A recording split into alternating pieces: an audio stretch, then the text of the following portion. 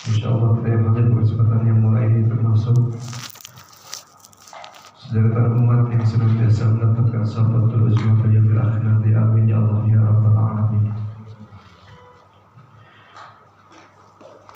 Bismillahirrahmanirrahim. Pada kesempatan yang mulia ini, Pak Kiri insyaallah akan menyampaikan fadhailul ilmi, keutamaan ilmu.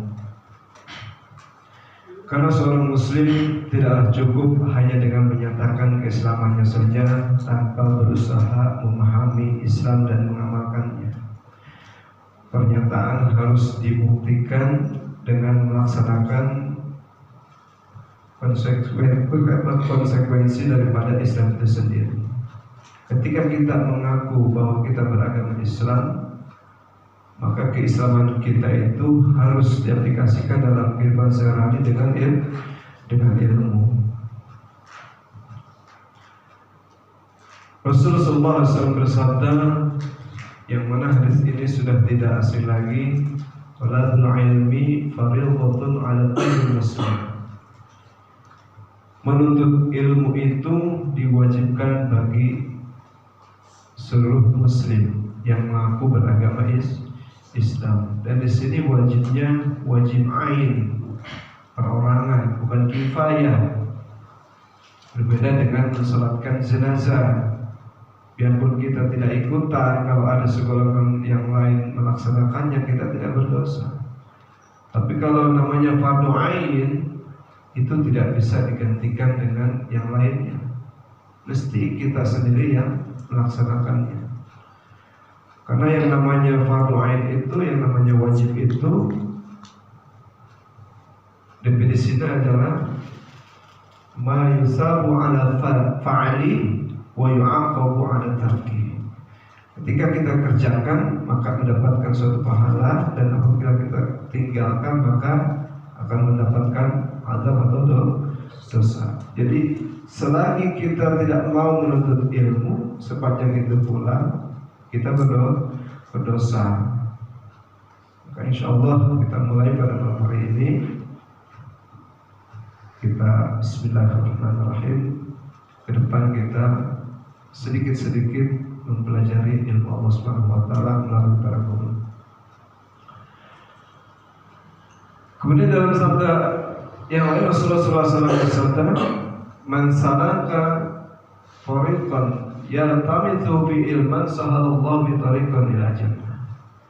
Barang siapa yang berjalan dari rumahnya ke tempat ini atau ke tempat yang lain tujuannya untuk menuntut ilmu lillahi ta'ala, maka perjalanan kita dinilai sama dengan kita mempermudah jalannya menuju surga Allah Subhanahu wa taala.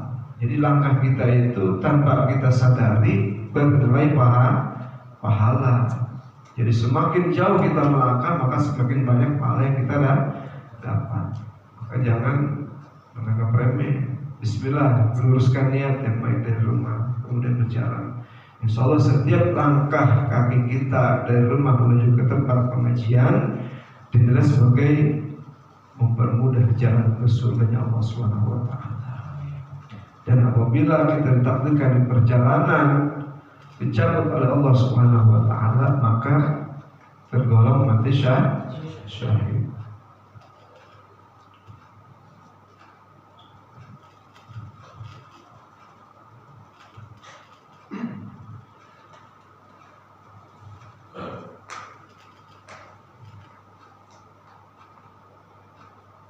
Di dalam Majalisul Abrar diceritakan, Hukiya Nabi sallallahu alaihi wasallam jaa ila babil masjid fara'a syaitan inda babihi. Diceritakan bahwa sesungguhnya Nabi sallallahu alaihi wasallam satu waktu mendatangi masjid. Fara'a syaitan, maka Nabi melihat di depan pintu masjid ada syaitan. Setan kalau bahasa Indonesia bahasa syaitan. Baik, ngapain setan nongkrong di depan pintu masjid? Uridu an adkhalal masjidah wa absara salata hadzal musalli walakin akhafa min hadzal rajul an-naim. Tujuannya ingin masuk ke dalam masjid, akan tetapi si setan itu merasa takut terhadap orang yang sedang tidur. Ternyata di samping orang yang sedang sholat itu ada yang lagi tidur. Maka ditanya oleh Nabi,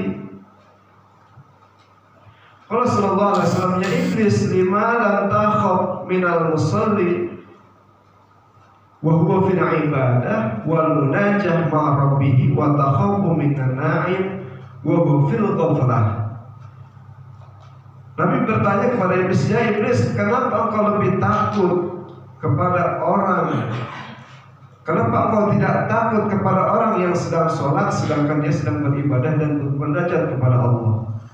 Tapi engkau lebih takut kepada orang yang sedang tertidur padahal fil ghaflah, dia sedang lalai kepada Allah Subhanahu wa ta'ala. Jadi setan lebih takut kepada orang yang tidur ketimbang orang yang sedang beribadah. Apa sebabnya? Maka setan menjawab, qala asyaitan al-musalli jahilun wa afsalahu azhala walakin an-na'im alimun idza awaitul musalli wa afsada salatahu akhafu min yaqdhihi wa islahi ajala. Kata setan, sesungguhnya orang yang sedang tidur itu orang yang berilmu, orang alim. Tetapi orang yang sedang sholat itu adalah orang yang jahil, orang yang bodoh. Aku takut, kata setan, kalau mengganggu orang yang sedang sholat tadi, kemudian orang tertidur bangun, memperbaiki orang yang sholatnya tadi sudah diganggu. Jadi takut pekerjaannya sia-sia. Makanya Rasulullah SAW bersabda, naumul alim khairun min ibadatil jahil. Tidurnya orang alim lebih utama daripada ibadahnya orang yang bodoh. Makanya jangan mau kita termasuk golongan orang yang bodoh, orang yang tidak berilmu. Ada larangan yang kita bergaul dengan orang bodoh, karena kita takut tertular kebodohannya. Makanya pintar-pintar kita bergaul cari teman. Ilmu itu ada berapa hurufnya? Ilmun, ain, lam, mim. Ain diambil dari kata ainiyin, yang artinya tinggi. Seseorang yang berilmu, maka insya Allah derajatnya ditinggikan oleh Allah Subhanahu wa ta'ala. Dimanapun dia berada, derajatnya diangkat oleh Allah Subhanahu wa ta'ala. Meskipun dia tidak memamerkan dengan sendiri, insya Allah, biarpun dia diam aja, enggak ngaku-ngaku dia berilmu, diam aja juga Allah akan angkat derajatnya. Yarfa'illahu alladziina aamanu minkum walladziina utul ilma darajat. Diangkat derajatnya oleh Allah. Maka jangan sok pintar, ngaku-ngaku pintar. Kalau waktunya diangkat derajatnya, maka insya Allah diangkat. Lamnya latifatun, lemah lembut. Orang berilmu maka menjadi penyayang. Mimnya malikun, raja atau pemimpin. Ya, kalau kita mau jadi pemimpin, kalau kita orang berilmu, dimanapun kita berada, insya Allah kita akan dijadikan pemimpin, baik dalam organisasi, dimanapun. Maka keilmuan kita akan disorot oleh orang lain. Dan ilmu nurun, ilmu cahaya. Ilmu itu cahaya yang akan menerangi perjalanan kita. Maka kalau kita ingin sukses, kata Nabi, man arada dunya fa'alaihi bil ilmi, man arada akhirah fa'alaihi bil ilmi, wa man aradahuma fa'alaihi bil ilmi. Barang siapa yang menghendaki dunia dan akhirat, maka kedua-duanya harus disertai dengan ilmu. Tanpa ilmu, apalagi zaman sekarang, nggak punya skill, cari pekerjaan juga susah, apalagi sudah usia. Tapi kalau kita punya kemampuan, punya ilmu, maka hidup kita insya Allah tidak akan tersesat. Hidup kita akan terarah karena dengan ilmu. Maka mudah-mudahan ya di dalam kesempatan-kesempatan berikutnya kita mendapatkan ilmu-ilmu daripada guru kita yang lain. Maka insya Allah istiqomah semuanya ya. Insya Allah. Sedikit lagi.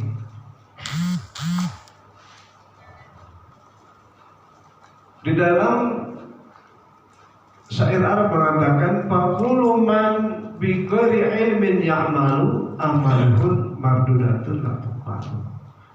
Faqulu man bi ghairi ilmin ya'malu amaluhu mardudatun la tuqalu. Faqulu, setiap orang bi ghairi ilmin ya'malu, tanpa didasari dengan ilmunya ketika beramal, ketika melakukan amal ibadah tanpa didasari dengan ilmunya.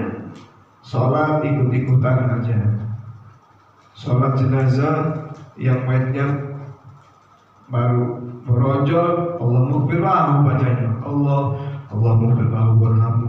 Udah tahu dia nggak punya dosa, bacanya Allah maghfir lahu. Artinya apa? Di situ kurang ilmu. Kalau masa kurang berarti harus belajar. Bocah nggak punya dosa, Allah maghfir lahu warhamhu, salah. Bukan begitu lah. Ada khusus untuk bayi laki-laki. Begitu.